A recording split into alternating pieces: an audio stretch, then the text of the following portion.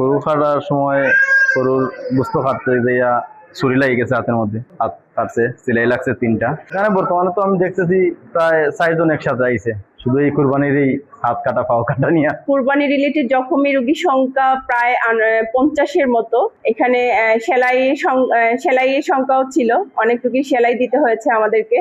আবার 2-1 জনকে আমরা ভর্তিও দিয়ে দিচ্ছি, বিশেষ করে যাদের টেন্ডন ইনজুরি এরকম কেসগুলোতে আমাদের ভর্তি, যেহেতু আমাদের ওটি চালু আছে, আমরা ওটিতে হচ্ছে এদেরকে রিপেয়ার করে দিয়ে দিব।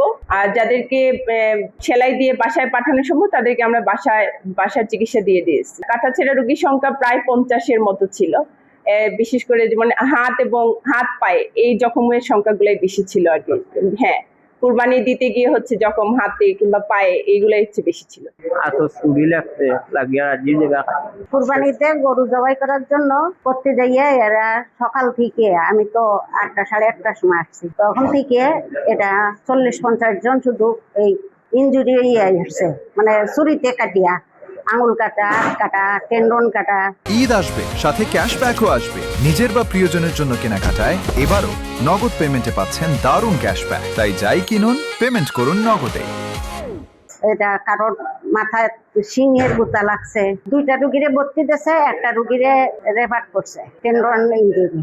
আর সবগুলো এখানে স্টিচ দিয়া প্রাথমিক চিকিৎসা দিয়ে ছাড়িয়েছে। ওরার সময় বসে শিং দিয়ে ধরে আমার ঢুকাই দিয়েছেন থানা থেকে। আচ্ছা, দাম খামারি উঠিস, আল্লাহ বাঁচাইছে, না তো মরে গেলে আনে সেই গেছে। ঠিক মতো এটা আঁকড়াইয়া না ধরতে পারে মহিষটা দাম খাওয়া মারিয়ে উঠিয়েছে। কুরবানির সময় ছুরি লাগিয়েছে ছোট ভাইরা, তো লাগার পরে লইয়া আইছি আমরা বাসিরপুর হসপিটাল, মানে বাসিরপুর হসপিটাল দেখাইছি। দেখানোর পরে তারা রাখছে না, অন্য ট্রান্সফার করছে। জি, পরে সাথে সাথে অ্যাম্বুলেন্স দিয়া তারে লইয়া